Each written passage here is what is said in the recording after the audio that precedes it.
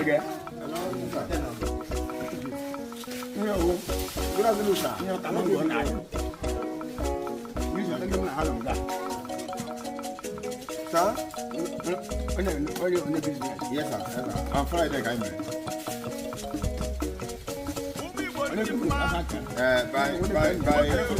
By 2 H. Have a good day. Everybody is a good day.